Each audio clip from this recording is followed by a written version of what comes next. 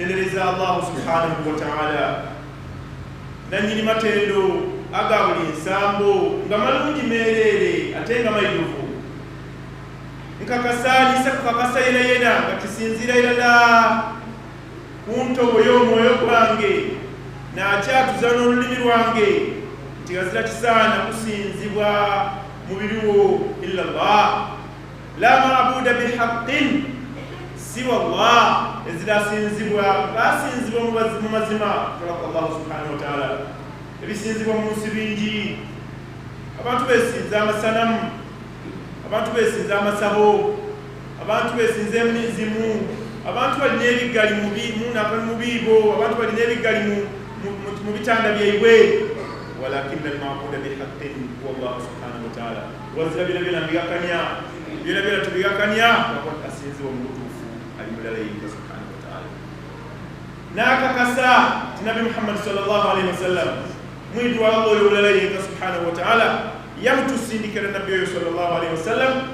atukobere almuhimma alkubra atutuseku amawulire agabei agokubanga tusinza Allah mulala yinga subhanahu wa ta'ala mulimu yakukola mu myaka 23 yabanga akumaze mission yabanga ewere twasigala kutukiriza byasomesa manyanga tubona kukobye nti wa kullu bid'atin dalala buli kizule mu dini kiba kyabuze olw'ensonga obuli kudalanda obwesigwa bwa Nabi Muhammad sallallahu alaihi wasallam oli kwante ekyo tiyatutuusa tubona iwe okyongeremu saba Allah subhanahu wa ta'ala mwiseko byengera abe n'emirembe gyaganda ne Madina alayhi salatu wassalam basahaba abamuyamba okutambuza da'wa kabakulemberwa Abubakar Siddiq radiyallahu anhu nabi yakuba nti baada nabiyina wal mursalin ngotwere kuba nabi n'ababaka ezira kabiri muntu ajja kudda asinga Abubakar Siddiq bulungi mwasi wa Allah subhanahu wa ta'ala tasinga atya bulungi ngateni nabi sallallahu alaihi wasallam yabira ku arham ummati bi ummati Abubakar omuntu asinga kusasira kibina kyange nalowooza abantu bali babatya ab'ekibiina kya Nabi Muhammad sallallahu alaihi wasallam nekimulumya obwongo yalowooza balirungama batya kitegeeza nti yali anomereza Nabi Muhammad sallallahu alaihi wasallam obuufu bwe okulumirwa kuma eya Muhammad sallallahu alaihi wasallam tuwakanya abavuma basahaba ridwanullahi alaihim ajmain nali ku radio ndala nga bali kusoma football nibendi kusoma olwaleero luno olebo yali ajimaliriza mukudwe yasembayo yakwata Allahumma la'an sanamai Quraish wa bunatayhima ay Allah kolimira amasanamu abi yagaba Quraish era ngategeza mu Bakari ni Umar wa bunatayhima kolimira dibagala bayi babiri ngategeza mu Aisha muka Nabi alayhi salatu wassalam era ngategeza mu Hafsa era yino mchala Nabi alayhi salatu wassalam kwa ni wala wa Umar tuwakanya abantu bafanana ko tunabo abendooza ekyam ifo Busiramu kuba walala kukolera kunkola eyabatusooka abalongo besimye abali kutambulira kunkoleyo era asaba Allah subhanahu wa ta'ala oluvannyuma lw'okusaasira Nabi Muhammad sallallahu alaihi wasallam n'asaasira ne basahaba ab'ebitiibwa asaasire basalafu salih abatukulembera mu bulongoofu era Allah asaasire na buli atambulira mu buufu bw'abantu abo okutuusiza irala olunaku olw'amazuku balamira kutya Allah walakad wasayna alladhina utul kitaba min qablikum wa iyyakum an ittaqullah abebugembe n'emirirano na buli asalira muzigiti muno ekindeso okukweganga kubalamira kutya Allah subhanahu wa ta'ala na kutawompenda yeimemukire kutya Allah subhanahu wa ta'ala kutawompenda abakyala baifubatire batya Allah subhanahu wa ta'ala kutawompenda abana baifubatire batya Allah subhanahu wa ta'ala then tuje mu community tusansanye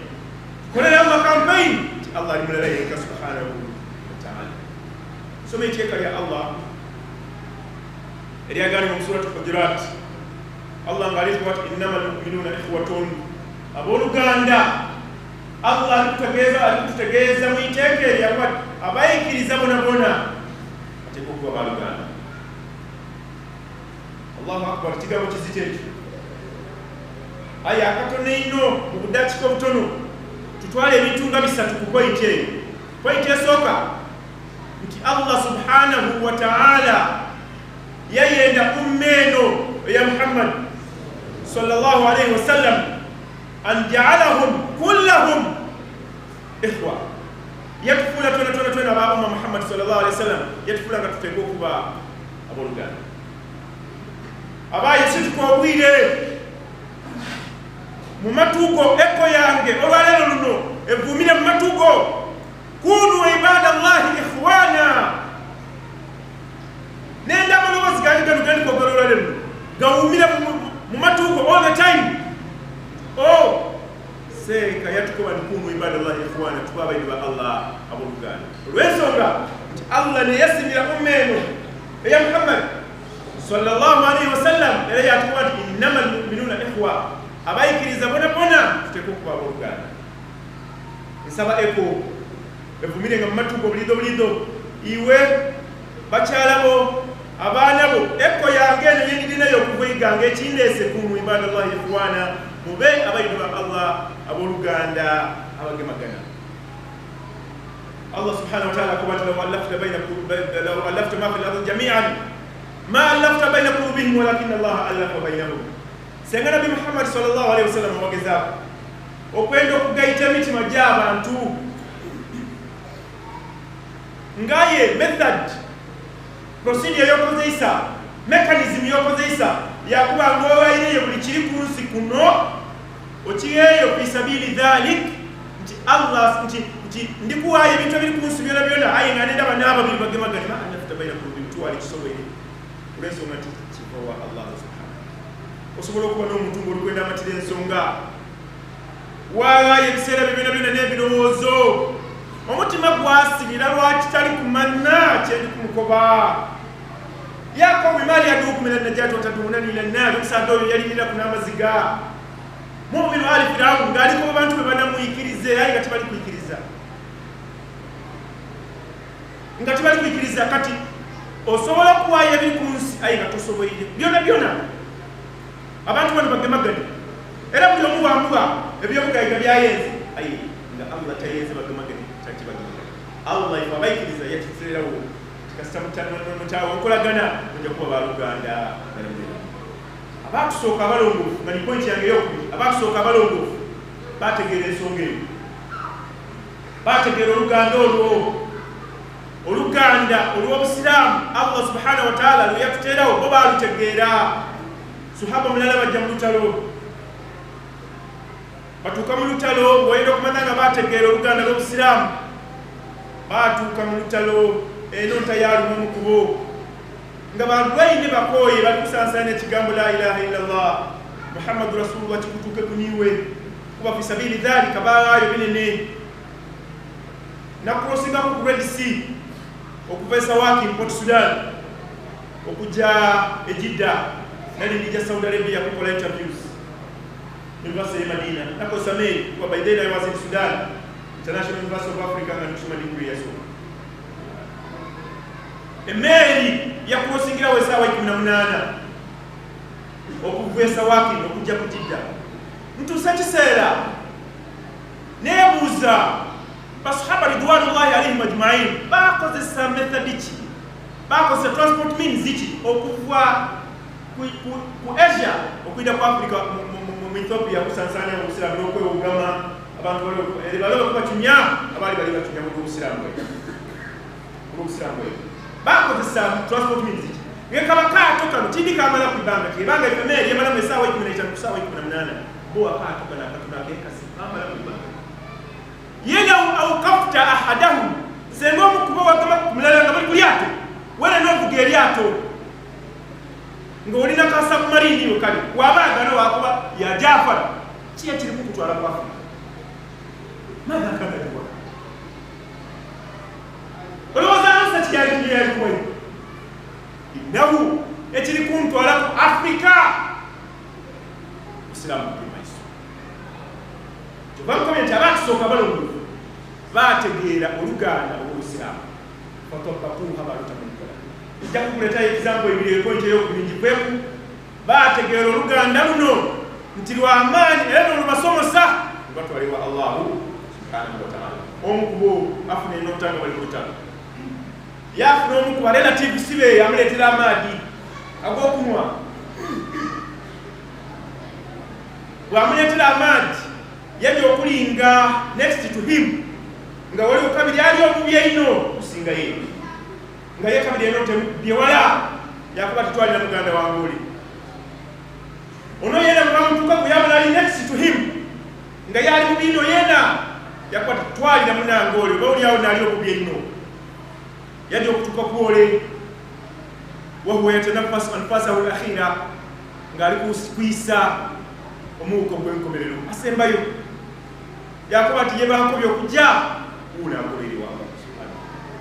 yaluka supiidi alina amaadi ali kugaleetera ono owokubiri kale asobole okutakiriza embeera n'obulamu bw'owokubiri yajja okutuukawo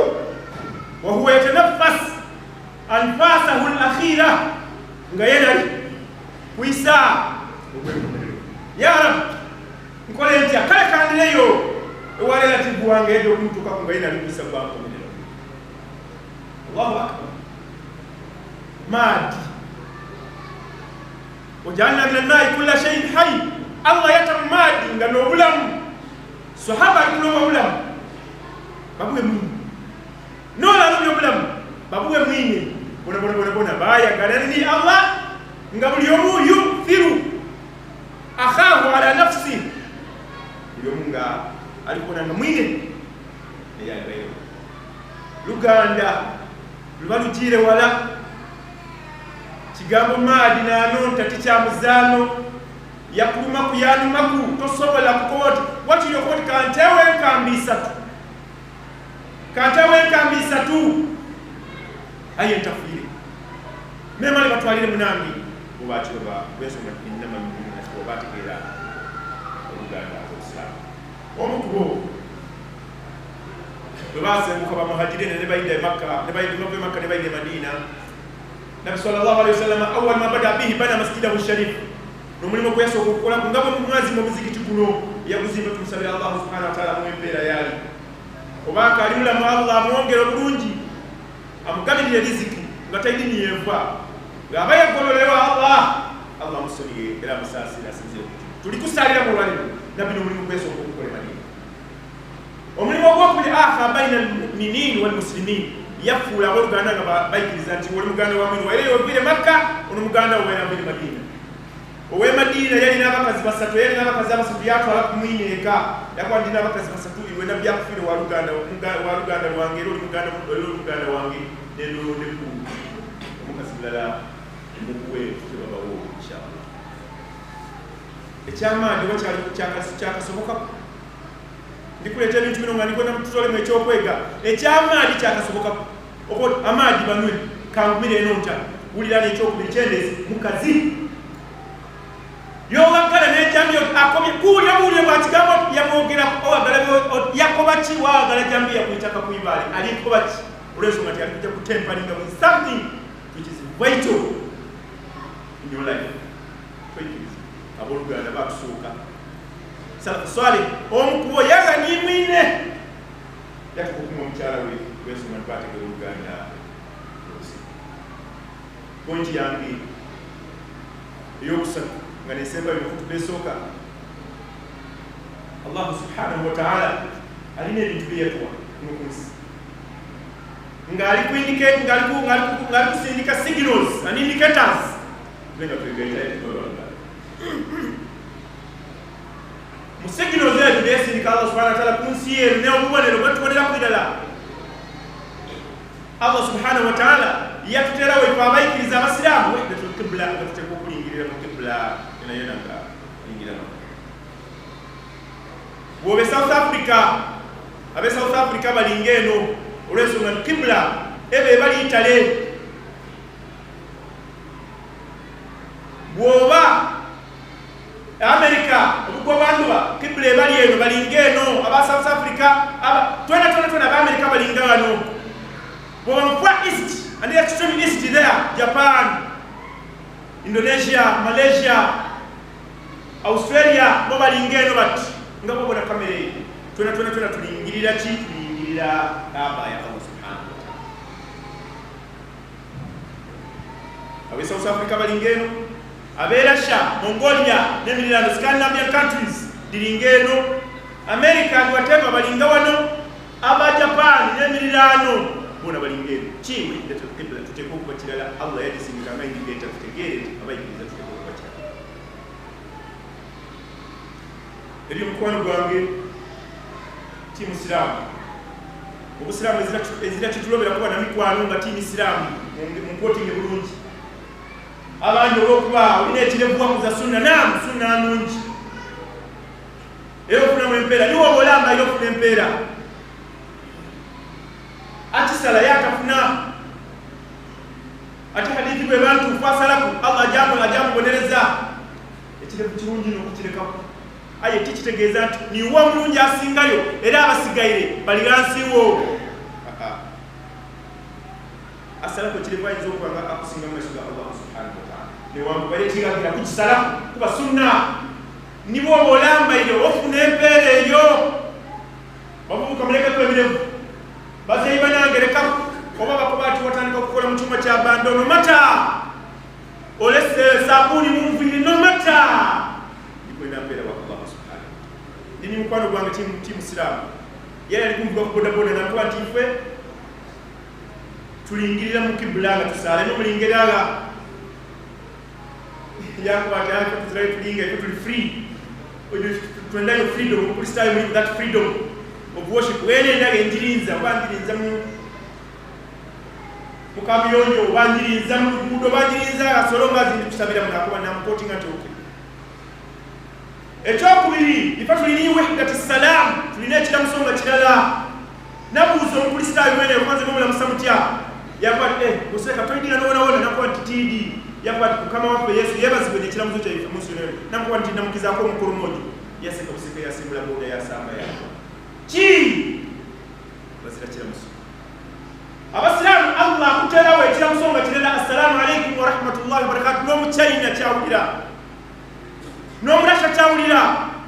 Mu Bayibuli mulimu nti ndibafuulira olulimi lumu amawanga gonna mugala nsinzizanga. Lulimi ki? Tilalalabalalalalala elebelelelala yono olulimi kibanaife kimutegerekeka kimuligezaku ki tulikwenda kuinterpretinga kana kali mu Bayibuli ndibafuulira olulimi lumu amawanga gonna mugala nsinzizanga. Nebyo palalala lulimi ki kirwidi ayi kitwale nti tulikwenda kutuukiriza kiri bibalemye. Bayibuli yayogera ku Busiraamu na unity. Busiraamu yebiteekerezo okuba neteekateeka Busiraamu yebiteekerezo okuba. Naam, wahdatu salam, salamu tulina ndale ekitwawula ki nga salamu eyo tuli kuwangala nayo ku nsi. Assalamu alaikum wa rahmatullahi wa barakatuhu. Emirembe gibe kuli mmwe gibe erimba mwena mwena oba mwana muto oba mukulu oba muzeeyi oba muki. Salamu eyo tuliyangala nayo ku nsi kuno lwaki tutuusa kuba emirembe era batuto ba nabawala tife twenka abalamu wazira ni kabuli yetuwoba tuba tukutayirayo tukakatisibwaku ife okukusabira okukutolera salamu n'ensonga nti wairofuire okali muganda waife duweri etya assalamu alaikum ahla diyar min almuminina walmuslimina wa inna bikum insha allahu lahiqun. Salamu mirembe gibe kulimu abaganda alala no abalambale magombe betutasuubira nti mujja kwira ku nsi ya Allah subhanahu wa ta'ala ayiwanga alimu bemirembe Allah abatayo mirembe. Takomaawo okumanya yajja wala salamu Allah atukuba tahiyyatuhum yawma yalqawnahu salam.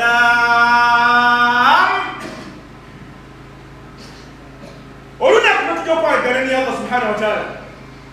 Aluna mukyere n'ojja okwagala ni Ibrahim ibn Qadir fi firdawsi al-a'la insha Allah. Takunu tahiyyatuna ekiramuso kyaife kijja kuba assalamu alaikum wa rahmatullahi. Tahiyyatuhum Allah atumiza yakwati ekiramuso kyaiwe olunaku ne bajja okwagala ni Allah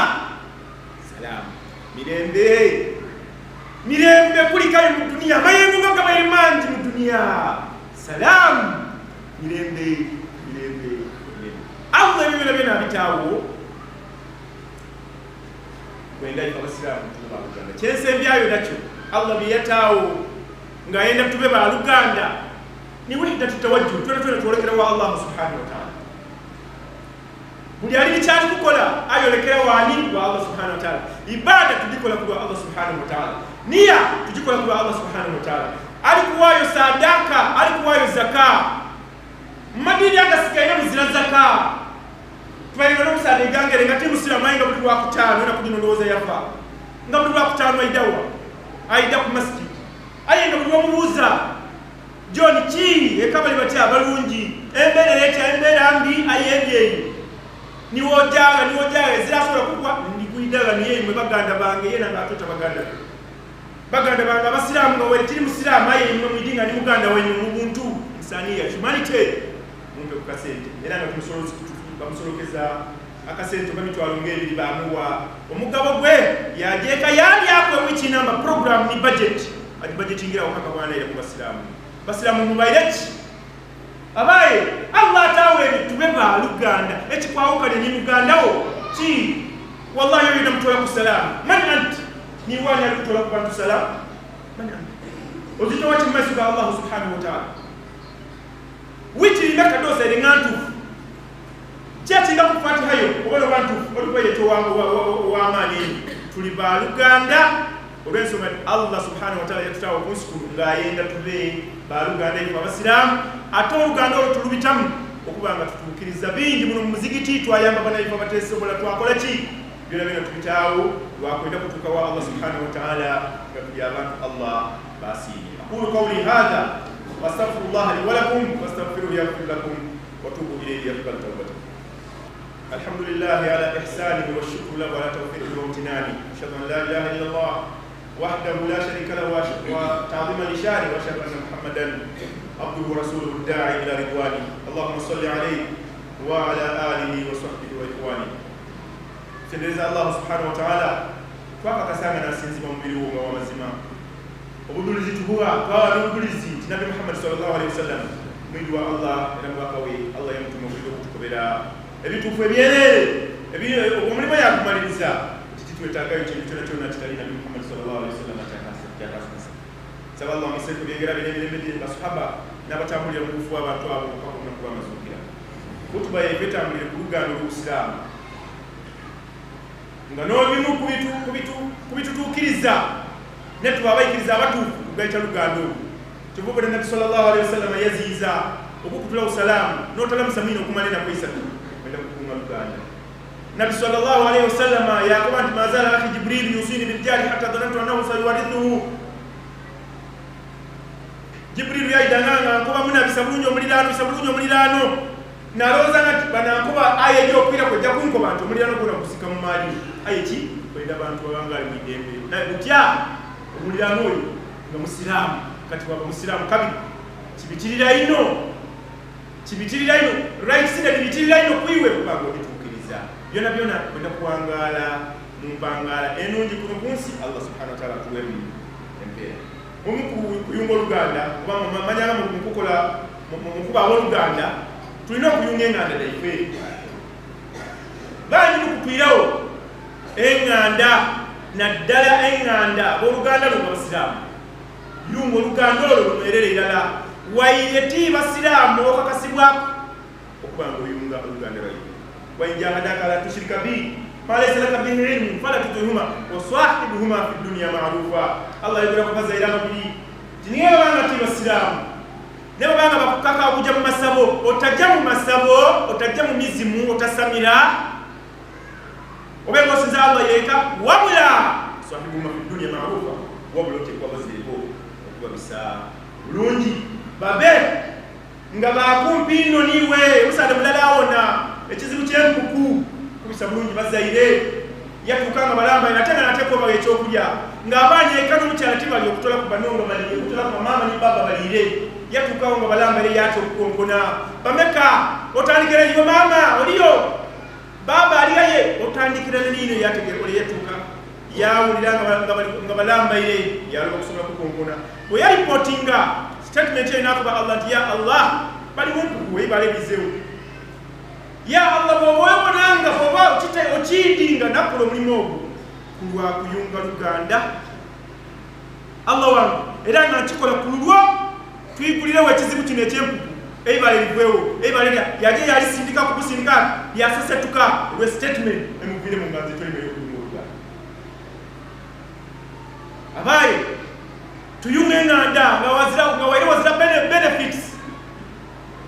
era kyona kiwonya musade mulala mwamena bali mumpuku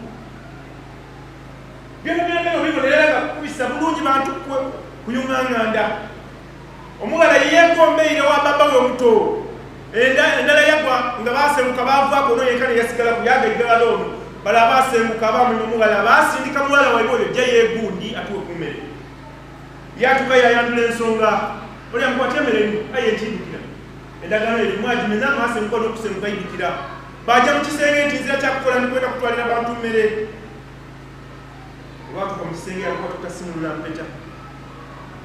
oba wakumpa mmere mpa oli kuyunga Luganda utasimulula mpeta bigairi haki yanga Allah subhanahu wa ta'ala tatikuwa yamuleka yamuwa n'emmere kyayagolola kuyunga Luganda nga waire muzira benefits giri dobunayo Luganda abaye tuyunga enganda oyo yene bwe yasaba Allah subhanahu wa ta'ala empuku n'ajja n'asirika kuibaala empuku yaibuka ayengera sitiri omuntu ali kusobola kubitawo paka yasembayo bwe yasaba empuku n'eigulawo lwa mirimu byona iwe bikola lyebyo oyunga ly'Oluganda olwo olw'obusiraamu n'olweka nga mwino waabayingi okusaba ku sente kusanda mulala muganda we yadde yamukyalira nga alikwera just school fees mitwalo ndowooza yikumi musanvu gya mutabani we yakwata mutabani we bamugobye yakosa akagamba mutabani we ngaalikwenda kumusika ona aidukira Oluganda aye nga tinamuzaala nga nga tinamuzaala ye namuzaalayo olwokuba nti oli mutowe ono ni mukulu wazaala omwana ono yakwakaanako bakagobye omusanda tiyamuwa sente era just instead yamukoba okwata efuso y'olukubona leero tekaleeta sente gala mayumba abiri gona tigakaleeta kasente bulungi ate nabaire naakatwala abangezeena mu yunivasite sente dampwaire kumutwala 17 omusanda yafumawo yagema ekikapu kye yakirekeza yayolekera obwomukyalo otambuza dwa omusaadde ono yasimbuka ngaali kusaba dwaki okusabira omusaadde ono alemerera okugaita Oluganda yali ali kusaba dwaki nti Allah mwongera kadani edwa eyinza okuba nga yali nkambwe era niye buli ero omusaadde ayinza okuba nga yafafaagana ebintu byonna byafafaagana abaaye tuyunga Oluganda ate omuntu omutegeevu tindi lwaki wali ebisiizo otyo n'otaga muganda wo kwebyo Allah bye yakuwa mu ngeri y'okuyunga Oluganda nze kuba toyinza okuba nga oli kw'amajiini gyabakusomerere oterere tuyunga Oluganda nga tunoonyamu asiimisa Allah subhanahu wa ta'ala both Oluganda olw'obusiraamu kuba lukwino Luganda lwandikiriza abatulwanisa bona buli atulwanisa lwako buli atulwanisa Luganda olwo lwa busiraamu yokayiwola alukutula n'abatutegeere lwaki abantu bali kulwanisa era n'abatutegeere bali Allah subhanahu wa ta'ala yakuteerawo nga y'omuyigiriza mu nsi okuba nga owangaliramu otambulira mu mpaka lw'onaayagane Allah subhanahu wa ta'ala kuba ebaire ku Luganda lwa busiraamu n'Oluganda lwaka tuyunga enganda y'obusiraamu muganda we abanga akuniiziiza mu busiraamu musoniye eduniya tulikuwemena ku ntono diki tugolole wa Allah subhanahu wa ta'ala ayi tuba besimu bajja okwagala ni Allah subhanahu wa ta'ala nga baatukuza Oluganda olwo ndidi amakuli gabamu okunizaganya kubaawo aye mubyesonera n'okola ekyo Allah kyayenda iwe n'omutaako omukwano ne mujja mu maaso kumukwano ogwo ng'oli kuyunga Luganda ng'oli onoonya mu mpeera Allah akuwa empeera n'Oluganda olwewaka barelatives lwona lutyo ate lwo Allah subhanahu wa ta'ala kaye yaluwa empiza eyindi nti bw'oyenda Allah akwongere ku maali bw'oyenda Allah akwongereyo obuwangazi bwo ate nga tufuluma munda ya bamama baife nga ebyo tibyongezebwamu baba bamaze obiwandiika aye oba okuyunga Oluganda Allah asesetulamu obuwangazi bwo bali wakwangala myaka nkaaga yakutwala ku 93 yakongera mu myaka 33 maji kuyunga Luganda toweruzira sente bw'obanga oli mwavu ngaye oli kuyunga Oluganda Allah subhanahu wa ta'ala asesetula kunfunayo nga wali wakufuna katono ayi Allah yakisesetula yakyongerayo olw'okuyunga Oluganda tuyunga enganda eyibyedo yedinde esolwale n'okubakobera Oluganda olw'obusiraamu tuyunga n'Oluganda lwabalelativisi baife masikini bali ebenda services daife batuuseeku tononya kusimisa bo bonka tononya kusimisa bo wabula tononya kusimisa Allah subhanahu wa ta'ala yekulagira aje kukwama mbere وصلوا وسلموا على النبي الكريم وقد امركم الله بذلك في كتابه الذي يقول ان الله وملائكته يصلون على النبي يا ايها الذين امنوا صلوا عليه وسلموا تسليما ويقول الرسول صلى الله عليه وسلم من صلى عليه صلاه واحده صلى الله عليه بها 10 اللهم صل على محمد وعلى ال محمد كما صليت على ابراهيم وعلى ال ابراهيم انك حميد مجيد وبارك اللهم على محمد وعلى ال محمد كما باركت على ابراهيم وعلى ال ابراهيم عن الأربعة الخلفاء الأئمة الخلفاء أبي بكر وعمر وعثمان وعلي وعن الصحابة الكرام والتابعين لهم بإحسان إلى يوم الدين. اللهم اعز الإسلام والمسلمين. اللهم اعز الإسلام والمسلمين وأذل الشرك والمشركين ودمر أعداء أعداء الدين واحمي حوزة الدين يا رب العالمين. ربنا ظلمنا أنفسنا وإن لم تغفر لنا وترحمنا لنكونن من الخاسرين. اللهم أعنا على تحقيق الأخوة الإسلامية. اللهم أعنا على تحقيق الأخوة الإسلامية وتثبيتها يا أرحم الراحمين. وأعنا على صلة الأرحام يا كريم يا منان. عباد الله إن الله يأمر بالعدل والإحسان وإيتاء ذي القربى وينهى عن الفحشاء والمنكر والبغي يعظكم لعلكم تذكرون. فاذكروا الله العظيم الجليل يذكركم واشكروه على نعمه يزدكم ولذكر الله أكبر والله يعلم ما تصنعون.